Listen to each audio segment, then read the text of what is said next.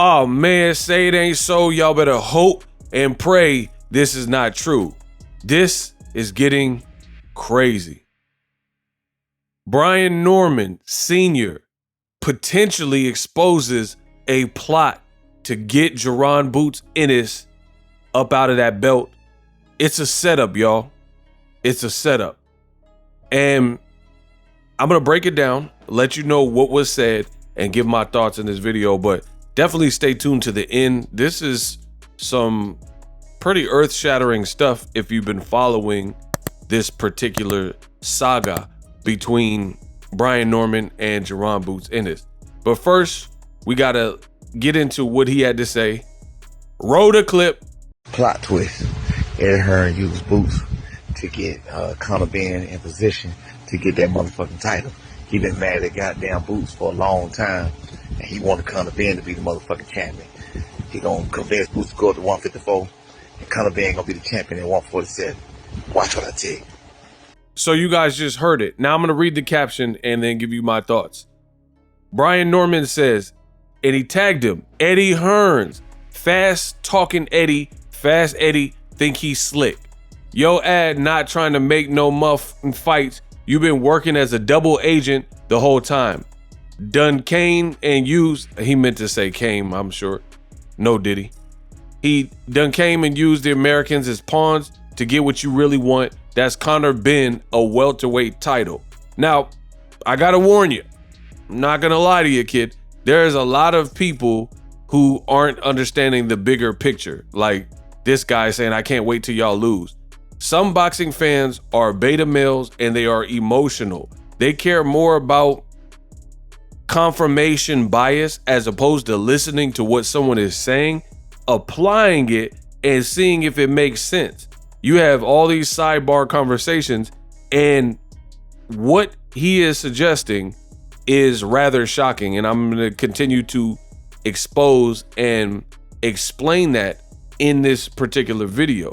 So for me, being a deep thinker, I'm not just going to listen to what someone has to say and not interpret it, not analyze it, not check it for continuity to see if what is being said makes sense.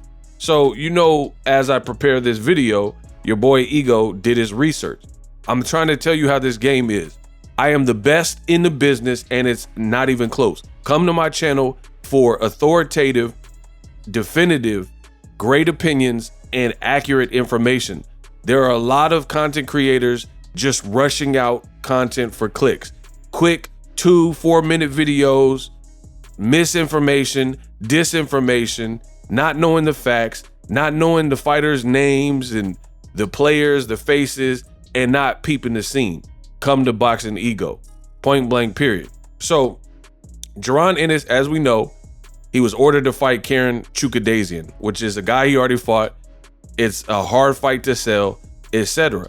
Listen to what Brian Norman Sr. is saying and then apply it and tell me if it makes sense. Your boy Ego did that. I went to the latest IBF rankings online that are available, and it shows the champion with the WBO, Crawford's no longer a champion at all in the welterweight category. He's the champion at 54. So the champion with the IBF is Jaron Ennis. So Pete, the number one rated person is Karen Chukadasian, which Chukadasian, if Jaron Ennis doesn't fight Chukadasian, because they might stage the fight in Germany.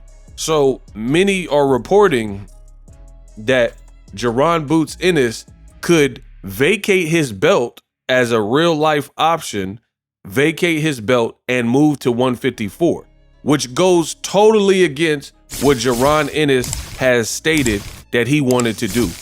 He stated he wants to stay at 147 as a welterweight and unify the division. So speaking of division, there might be some division here and some ulterior motives. So I looked at the IBF rankings. If Jaron Ennis does one of the options that is widely being considered and reported, which is to vacate, then he's no longer a champion. So you would imagine the IBF would then go to the highest rated people, one being Karen, the number 1 spot. Who's at number 2? Not rated. So it's vacant. I don't know why they do it. Sometimes they have the number 1 and 2 spots not rated, meaning there's no fighter who's holding that spot. So they would go down the list. Surprise, surprise. Guess who is rated number 3? Conor Benn of the UK, which is a guy who's the son of a legend. He's also British, and he failed a drug test, and he's Eddie Hearn's boy. Guess what? If Jaron Ennis does not fight Karen Chukadasian, that opportunity would go to the highest rated person, which coincidentally is Conor Benn, right? This wouldn't make sense, this theory from Brian Norman, if Conor Benn was like number 8 with the IBF, because they would have to go down so many people. They would have to go down this list in order to get to Conor Benn, or at best they'd have to put in some kind of special exemption to get this fight. But this makes perfect sense. Peep the play. And if this happens, this is definitely a setup. Jaron Ennis being advised by his British promoter to vacate because the Karen fight is going to be a hard sell, and then giving the opportunity to Conor Benn, who he'd probably rather would get the opportunity, and it gives Conor Benn an opportunity to get a belt. Wow. And you guys said Eddie Hearn is saving boxing and the best promoter, but that looks like a supreme conflict of interest. Here's why.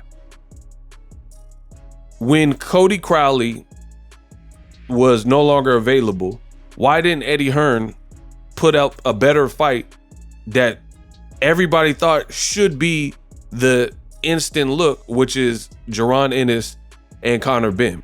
The moment Jaron Ennis signed to Rematch Room and Eddie Hearn, this is the matchup that people all talked about and said would probably be something that would happen. But as the saying goes, if you want to make an omelet, you got to crack a few eggs. Eddie Hearn doesn't want to crack a few eggs, so he's not matching his players. He'd rather clout chase Mario Barrios, a PBC guy, clout chase Stanionis, a guy who just signed an extension with PBC, and also a top rank fighter in Brian Norman. Put out these lowball offers and then get Boots out of position potentially and give it to his UK boy the opportunity based on the IBF ranking. Cold world. And you guys said that this would be a great move for Jaron Ennis to sign with Eddie Hearn and Turkey and stuff.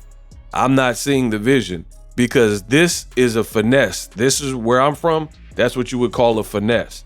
Jaron Ennis is a champion, says he wants to stay at welterweight, and then you're being told that the Karen fight is potentially not good, so you should leave and disregard your own vision for your career of trying to become undisputed. And now that Errol and Terrence Crawford have moved out of welterweight, becoming the man of the division. And if you have to either fight Karen Chukadasian in a rematch, maybe in Germany. If not, that opportunity will likely go to Conor Benn. And if somehow, some way, Jaron Ennis vacates instead of fighting Karen Chukadasian, then this is definitely a setup, because Eddie Hearn looked after British legendary fighter's son that he's been working with longer. So this is the problem. What is your allegiance?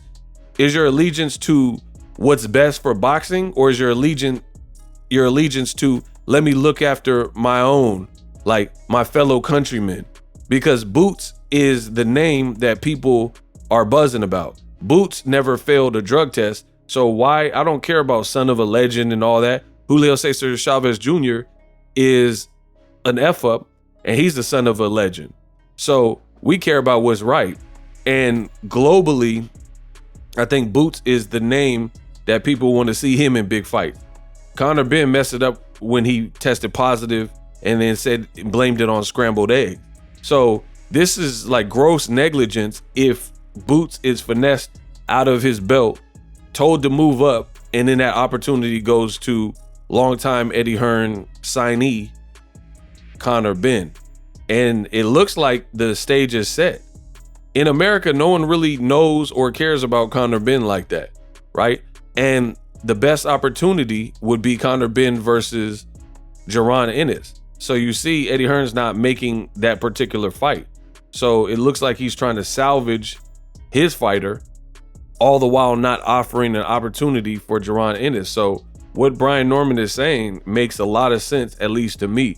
There's a lot of people who are too dumb in the comment section to dig what's being said and peep the play and peep the setup. You should never allow yourself to get finessed like this. And then if this does happen and play out like that, either way is screwed, because no one really wants to see Jaron Ennis versus Karen. So if it goes that route, then that's a hard sell, especially in another country. You put it in Germany or wherever, right? But then if he vacates and then you give the opportunity to Conor Benn, now it looks like a setup. So you have to overpay Jaron Ennis for fights that people don't want. And you could have made, for max 500K more than what you offered, you could have made a unification and resolved this whole thing, gave the fans a good fight, but you didn't want to pay. So you got to really question, is Eddie Hearn's game plan in the best interest of Boots? And ironically enough, the best in the business, BOXINGEGO, did a video about that earlier this morning, where I'm like, what is the game plan? What is the strategy? And now we get this.